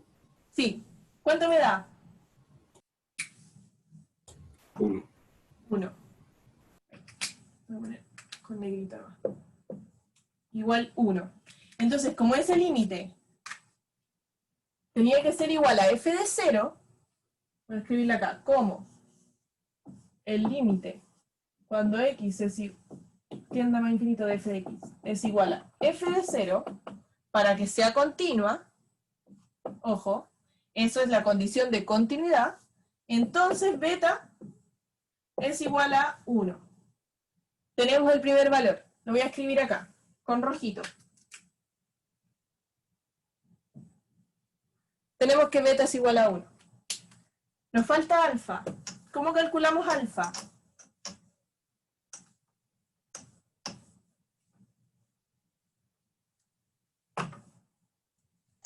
Con el límite cuando tiende a 0 o menos. O sea, Exactamente. Entonces decimos, límite, cuando x tiende a 0 por abajo, de x menos alfa al cuadrado. Ya, calculamos ese límite. ¿Cuánto nos da? Tiene que dar 1, ¿o no? Claro, Alfa cuadrado. tiene que dar 1. ¿Por qué tiene que dar 1? Porque necesitamos que sea continua en el 0, que era el punto conflictivo. Entonces, primero que nada, ese límite tendría que ser igual a beta, ¿cierto? Después reemplazamos por los números. ¿Ese límite se puede calcular directamente? Sí. Sí. ¿Y cuánto da? Alfa cuadrado. Alfa cuadrado. Entonces vamos a tener que alfa cuadrado es igual a beta. Significa que alfa cuadrado es igual a 1. ¿Qué valores puede tener alfa? Uy, menos 1. Claro, alfa puede ser igual a 1 o alfa puede ser igual a menos 1. Entonces, alfa dijimos que podía ser más menos 1. ¿Cómo concluimos? Que para que sea continua, alfa debería ser 1. Exactamente. Entonces, para que f de x sea continua en todo su dominio, alfa debe ser igual a más o menos 1, cualquiera de los, y beta debe ser igual a 1. Y recuerden que al comienzo les dije que tenían que mencionar que en el resto de los puntos la función era continua por álgebra y composición de funciones continuas. Eso no entendí, Nico. Ya. ¿Cómo? Nosotros estudiamos continuidad, nosotros en el caso de esta función, el punto conflictivo era el 0, porque como es una función por tramo, tenemos que ver lo que pasa cuando de un tramo me paso a otro tramo. Entonces, primero tenemos que ver lo que pasa en un solo tramo. Para los x mayores a 0, como todas estas funciones son solo funciones continuas, la exponencial es una función continua, el logaritmo natural es una función continua, y están bien definidos. Esto está bien definido cuando x es mayor a 0, esto está bien definido cuando x es mayor a 0, lo de abajo no me da 0, por lo tanto, todo esto de acá está bien definido. Y como es solo álgebra y composición de funciones continuas, por eso va a ser una función continua. Entonces ya mi función grande es continua cuando x es mayor a 0. Después me pongo en el caso si x es menor a 0. ¿Lo de acá está bien definido? Sí, está bien definido. Es solo álgebra y función de... álgebra y composición de funciones continuas, sí, porque tengo la función x continua. Le resto alfa, álgebra continua. La elevo al cuadrado, composición continua. Entonces todo esto también es una función continua. Entonces yo puedo decir que para todos los x pertenecientes al dominio, sin el 0, ya puedo asegurar que por álgebra y composición de funciones continuas, la función es continua. Me falta saber lo que pasa en el 0. En todo el resto del dominio, sé que es continua, pero en el 0 no tengo idea. Ahí es donde tengo que jugar con los límites, que fue lo que hicimos, y estudiar los valores de alfa y beta para arreglar esta función y que me quede continua. Entonces, para que fx sea continua en todo su dominio, lo único que me faltaba era el alfa y el beta. Y el alfa podía ser -1 o 1, y el beta tenía que ser 1. ¿Sí? Sí, muchas gracias. Ya. Te dije que esta pregunta era más cortita. Ahora nos falta la P4 y la P5, que no creo que la alcancemos a hacer, pero la dejamos para la otra semana. En la otra semana me voy a enfocar más en el TBI y esas cosas.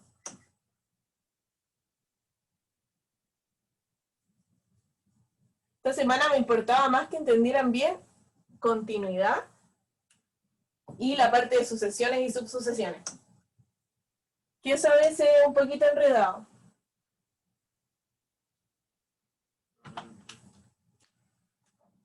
Ya. P4. Si L'Hopital hubiese tenido que usar desigualdades fundamentales para solucionar el límite de la primera parte, sí, muy probablemente. Y alguien me dijo, entonces si tengo puras funciones continuas en una función, ¿esta también es continua? Sí, siempre que cumpla las condiciones que les dije en el resumen, que estuvieran bien definidas, que lo que está dentro de la función es el dominio de la función que está afuera, etc. Y sin L'Hopital probablemente habrías tenido que usar sándwich o cosas así. O tratar de hacer aparecer límites conocidos. ¿Por qué el límite de la primera dio 1 y el de x menos alfa al cuadrado da alfa al cuadrado? Ah, porque el x tendía a 0. Y el primero al evaluarlo, cuando ya nos quedó por L'Hopital algo más simple, era llegar y evaluar y nos daba 1. Y en el segundo, ahí el límite es solo funciones continuas y es solo evaluarlo. ¿Qué pasa si en un límite ocupo L'Hopital y no llego nunca a nada?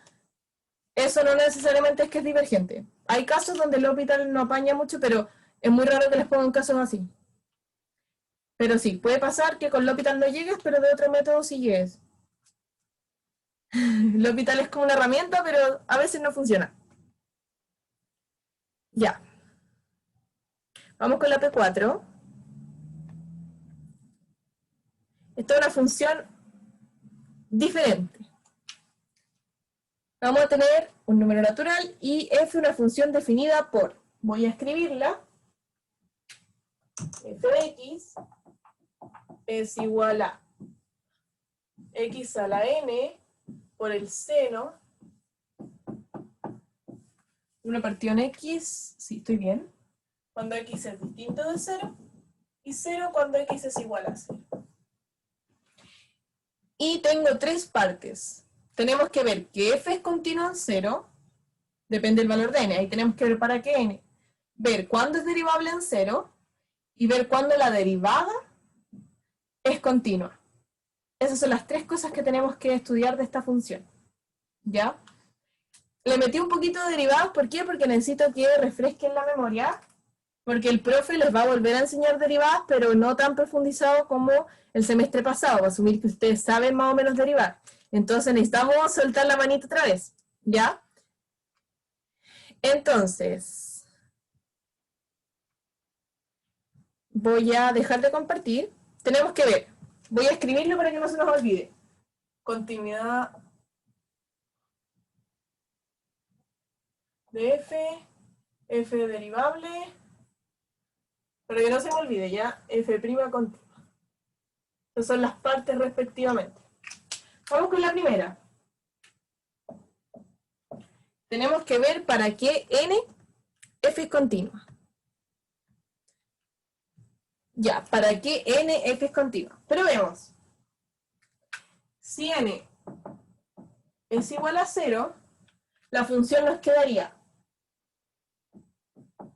Sería igual a seno de 1 partido en x y 0. Con x distinto de 0 y x igual a 0. Ya, para el n igual a 0, vamos a tener una función de este estilo. ¿Qué tendría que pasar para que sea continua? La parte de arriba, por sí sola, sabemos que es continua por álgebra.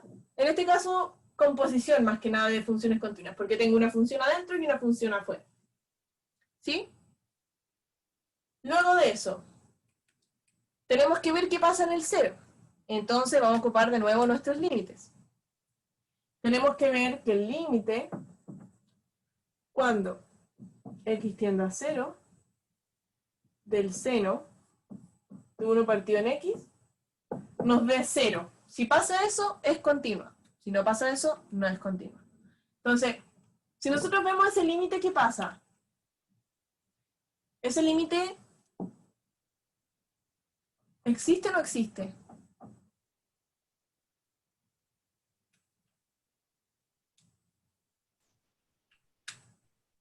¿No? ¿No existiría?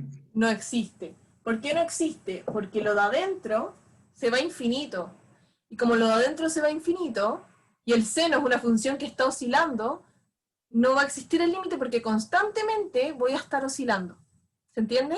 Entonces yo no puedo decir que eso vale 1, 0, porque yo puedo tomar distintas sucesiones. Por ejemplo, tomemos la sucesión x sub n, una sucesión que tienda a 0, 1 partido en 2k pi, después otra sucesión que sea 1 partido en 2k pi más pi medios, y otra sucesión que sea 1 partido en 2k pi menos pi medios. Puedo tomar tres sucesiones distintas. Recuerden que si una función es continua, o si un límite existe, ojo con eso, si un límite existe, para cualquier sucesión que yo tomara que tendiera a este valor, el límite me tenía que dar lo mismo. ¿Se acuerdan de esa definición?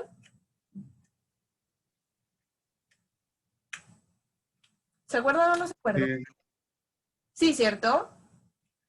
Ya, cuando un límite existe, hay una definición por sucesiones. La definición por sucesiones nos dice que si tengo un límite donde x tiende a 0, yo puedo tomar cualquier sucesión que tienda a 0, meterla en mi función, y ese límite me tiene que dar siempre lo mismo. Si me da siempre lo mismo, entonces ese es el límite de mi función para una sucesión cualquiera que tienda a 0. Pero si yo tomo sucesiones que tiendan a 0 y me dan cosas diferentes, entonces el límite ya no existe. Y como les dije, esto va oscilando. Y aquí tengo una prueba.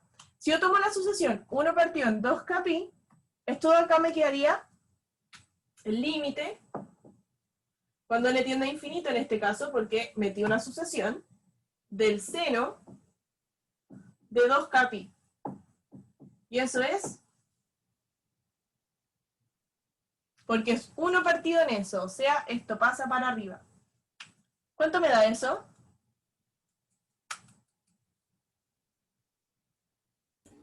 0. 0. Después, otra sucesión. Aquí me quedaría el límite, cuando n tiende a infinito, del seno de 2k pi más pi medios. Y eso me daría 1. 1. Y en este caso, ¿cuánto me daría si tengo un menos pi medio en vez de un más pi medio? para no escribirlo de nuevo, me daría menos 1. Entonces, si ustedes se fijan, para 3 sucesiones distintas, yo tengo distintos valores a través de las sucesiones. Por lo tanto, ese límite efectivamente no existe. Ahora, ¿qué me quiere decir eso? ¿Cómo sería mi función? Porque así viéndolo como que uno no entiende mucho, o sea, ¿cómo grafico esa función? Esa función en realidad es una cosa así. Esta es una discontinuidad súper especial, porque es una discontinuidad oscilante. No es tan típica como las que siempre vemos, que es como que se salta o hay un punto afuera. Este es otro tipo de discontinuidad. En el fondo esta función va a ser una cosa así. Voy a venir, ¿cierto? Como el típico seno, y aquí me voy a empezar a juntar. Y después me voy a separar de nuevo. Entonces, al centro, me voy a empezar a juntar así. A juntar. Y va a pasar que en el 0 voy a querer tomar el valor, todos los valores entre menos 1 y 1. Entonces, en realidad, tengo una discontinuidad oscilante. En el 0 como que me indefino. Porque siempre voy a querer tomar entre el menos 1, no sé, raíz de 3 partido en 2, todos esos valores que están entre el menos 1 y el 1. ¿Se entiende? Sí. Ya, bacán. Dije raíz de 3 partido en 2, debería haber dicho raíz de 2 partido en 2, pero me entendieron, eso es lo importante. Entonces, voy a estar moviéndome, y por eso soy discontinua. Ya, ahora para el caso n igual 1,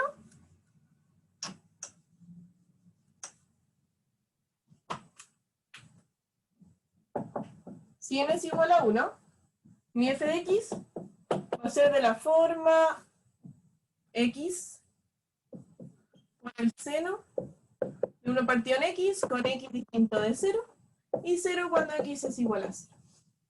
Ahí tengo que ver qué pasa con el límite. Si ustedes se fijan, si yo calculo el límite de esto de acá cuando tiende a 0, yo voy a estar en presencia de una sucesión o una función nula, depende cómo lo calcule, y una, perdón, acotada, me confundí de lado, acotada, y una nula. ¿Por qué? Porque si el x tiende a 0, esto de acá, 0, y el seno siempre va a estar entre el menos 1 y el 1. ¿Y qué pasaba cuando yo tenía nula por acotada? Nula. Entonces, aquí va a pasar que el límite, cuando x tiende a 0, de f de x, efectivamente me va a dar f de 0. Por lo tanto, para que f sea continua, necesito que el n sea mayor o igual a 1. Voy a borrarlo de arriba y voy a escribir lo que acabo de decir.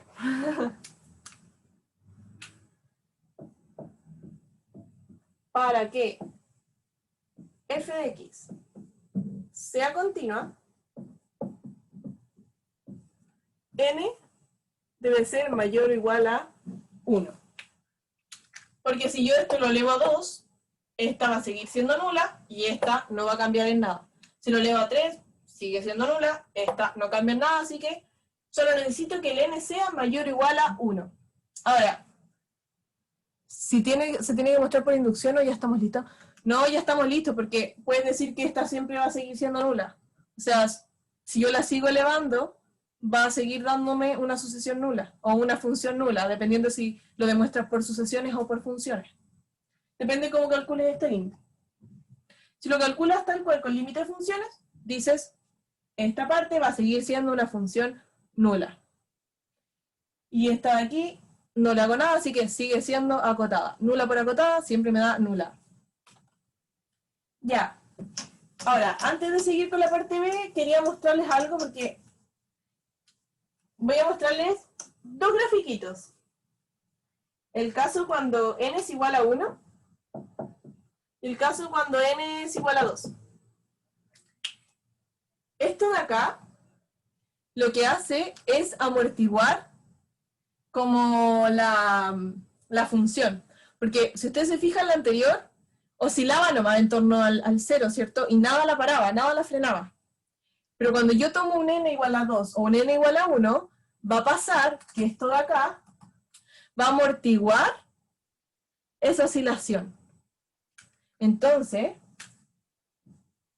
el gráfico de esto me va a quedar una cosa así, que va a ir creciendo. Entonces, en realidad, ya no me quedó muy lindo el gráfico, pero la idea es que entiendan que esta de acá es como la recta, como un valor absoluto, y como un valor absoluto hacia abajo. Lo que pasa es que la oscilación, todas estas crestas y valles, se van pareciendo a esas rectas. Entonces lo que va haciendo este X es amortiguar mi oscilación. Y eso hace que pueda tender efectivamente a cero. Y no se quede oscilando eternamente como pasaba cuando el n era 0. Y en el caso del n igual 2, ya no se parece a una recta, sino que ahora se parece como a una parábola. Voy a dibujar la parábola, como para guiarme. Hacia arriba y hacia abajo. Y mi función lo que hace es esto.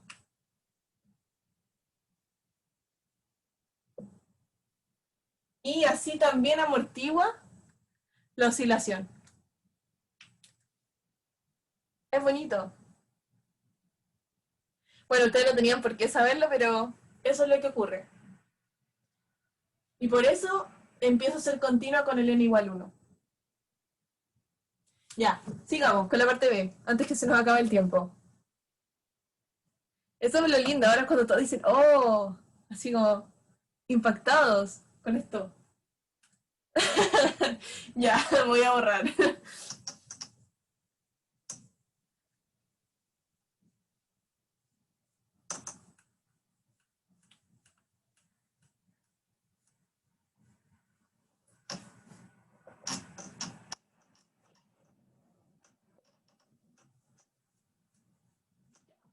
La parte B me preguntan cuándo es derivable. Tenemos que ver cuándo es derivable. Entonces, con el n igual 0 fue el primer gráfico que hice y pasaba que cuando yo me acercaba al 0 empezaba a oscilar todo el rato cercano al 0. Todo el rato oscilaba entre el -1 y el 1.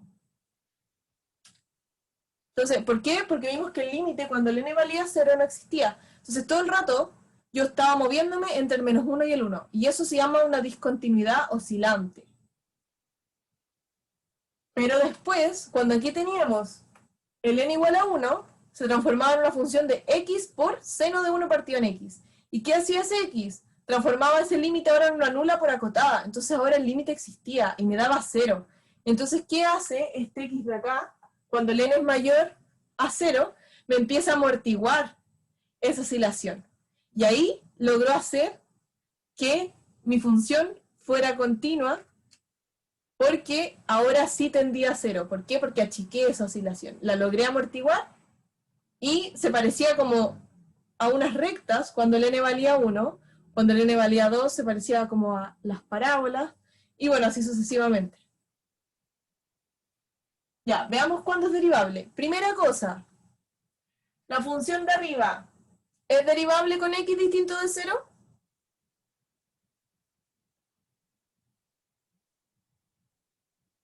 Eso es del semestre pasado, así de rápido.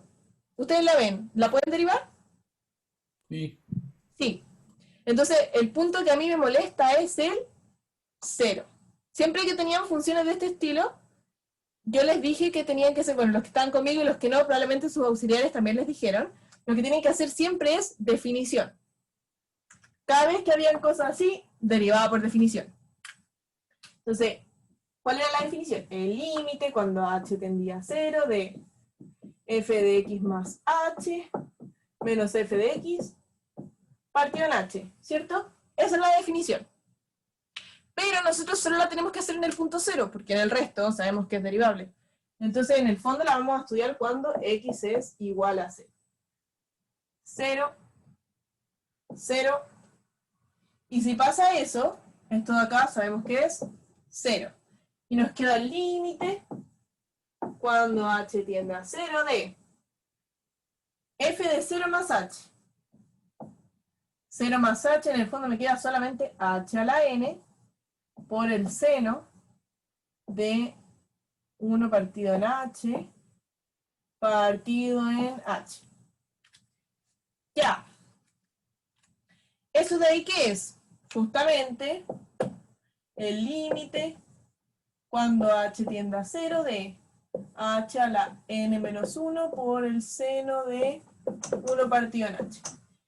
Y llegamos básicamente al mismo límite que teníamos antes. ¿Cuál era la condición para que este límite existiera? H distinto a 0. Que esto de acá, ¿cierto?, fuera mayor a 0. Entonces, necesitamos que n menos 1 sea mayor a 0. Entonces, n mayor a 1. Antes podíamos tomar el 1, por eso era mayor o igual a 1, pero ahora, como tenemos un n menos 1, ya no podemos tomar el 1, partiría desde el 2. Entonces, si nosotros la derivamos, para que exista esa derivada, tiene que ser un n desde el 2 en adelante. ¿Por qué? Acuérdense que cuando vimos el gráfico del n igual 1, esto se parecía como a las rectas de los módulos, ¿se acuerdan? Así y así. Y el valor absoluto o módulo tenía derivada en el 0.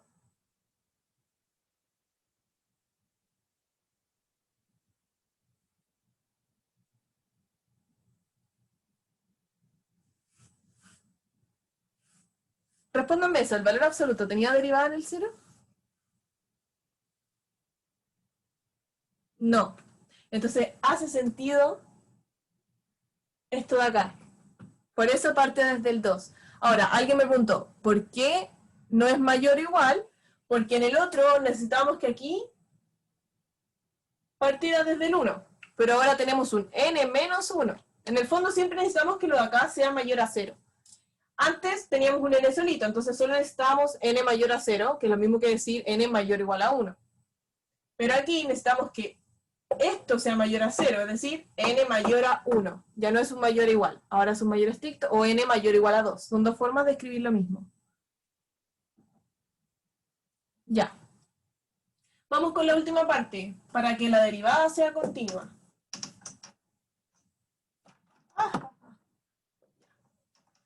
Derivada continua, derivamos rápido. Ya estamos terminando y pueden descansar, a menos que tengan clase. ¿Tienen clases después de esto?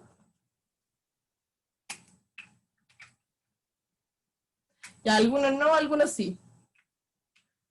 Vamos con la última parte. Esto es más de lo mismo, porque van a tener que la derivada ahora va a ser la derivada de x a la n, sabemos que es n por x a la n menos 1. Como hay un producto, se deriva el primero, se multiplica por el segundo, más el primero por la derivada del segundo. La derivada del seno es el coseno. Y por regla de la cadena, tengo que derivar lo que está dentro. La derivada de eso es como que aquí hubiese un x a la menos 1. La derivada del x a la menos 1.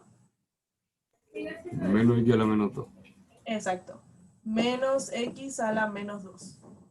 Entonces, para ahorrarme ese menos ahí, ¿qué voy a hacer? Voy a escribir solamente el x a la menos 2. Y aquí voy a ponerle un menos. ¿Ya? Y 0. Entonces, aquí es cuando x es distinto de 0 y aquí es cuando x es igual a 0. Ordenando eso, como aquí tenemos un x a la menos 2 y aquí a un n, nos va a quedar en el fondo n menos 2. Y ahí tenemos básicamente nuestra función derivada. Y me piden determinar cuándo la función es continua. Si nosotros vemos la parte de arriba, es continua sin ningún problema cuando el x es distinto de 0.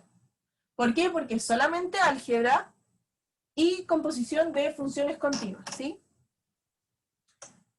Nos queda ver qué pasa en el 0. Y aquí tenemos que calcular de nuevo el límite cuando el x tiende a 0. Entonces, límite cuando x tiende a 0 de n por x a la n menos 1 por el seno de 1 partido en x menos x a la n menos 2 coseno de 1 partido en x. Nuevamente, para que esto exista, necesitamos que haya nula por acotada, porque en caso contrario, este límite de acá no va a existir, y en el caso del coseno, se va a comportar igual que el seno, porque el coseno también es una función que oscila, y si el x tiende a 0, lo de adentro tendería a infinito, y de nuevo no existiría. Por lo tanto, hoy son las 4, ya, por lo tanto, yo necesito que tanto lo de acá, como lo de acá, sean mayores a 0. Entonces, n-1 debe ser mayor a 0, y n-2 debe ser mayor a 0. Y en ese caso nos quedamos con esta opción, por lo tanto, n debe ser mayor a 2, o se puede escribir mayor o igual a 3. ¿Se entendió? Es la misma lógica que antes. Este es el mismo límite que vimos antes, solo que ahora tiene por una parte el del seno y por otra parte el del coseno. Y el coseno se comporta igual que el seno, también oscila.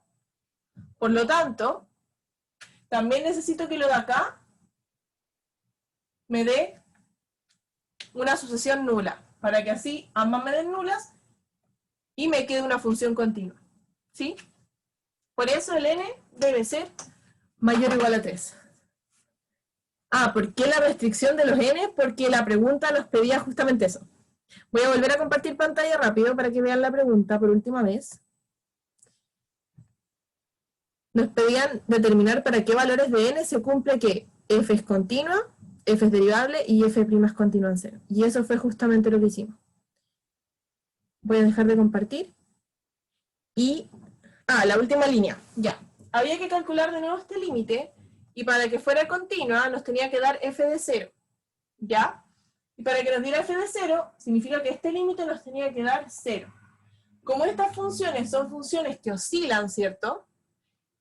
Y si el x tiende a 0, ambas van a estar oscilando constantemente, porque lo de adentro tendería a infinito, y ese límite no existe.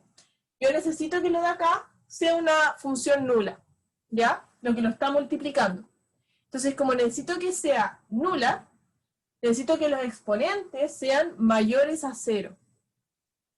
Y si son mayores a 0, necesito que el n-1 sea mayor a 0 y el n-2 también mayor a 0. Y así este límite me da 0, que es el mismo límite que estuvimos estudiando antes, solo que ahora además tiene un coseno. Y el coseno le pasa lo mismo que al seno, también oscila. Entonces, al hacer eso, vemos las dos cosas, y una nos dice que tiene que ser mayor a 1, la otra nos dice que tiene que ser mayor a 2. Pero para que se cumplan ambas, entonces, n debe ser mayor a 2, o es lo mismo n mayor o igual a 3. Y si ustedes se fijan, esto para cerrar, si ustedes siguieran derivando lo que tienen acá, este n, cada vez, si nosotros volvemos a derivar, se va a transformar en un n-2, y este de acá en un n-3. Entonces, cada vez que ustedes vayan derivando, además recuerden que el seno y el coseno se pueden derivar infinitas veces. Entonces, esto se puede derivar muchas veces, siempre y cuando cumplan la condición de que se cumpla esto de acá. Pero esto de acá, para cada derivada, va a ir subiendo. Porque si yo lo quiero derivar de nuevo, voy a necesitar que esto sea mayor o igual a 4. Si lo quiero derivar de nuevo, voy a necesitar que esto sea mayor o igual a 5. Y así sucesivamente. ¿Por qué? Porque siempre el exponente va a ir cayendo en una unidad. Eso para cerrar. Da lo mismo el n que esté ahí porque ese n diverge, ¿no? Ese n era un natural.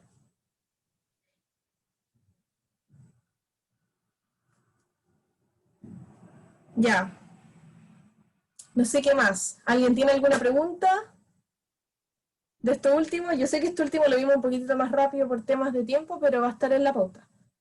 La P5 la voy a dejar para la próxima clase, ¿ya? Eso. Voy a dejar de grabar.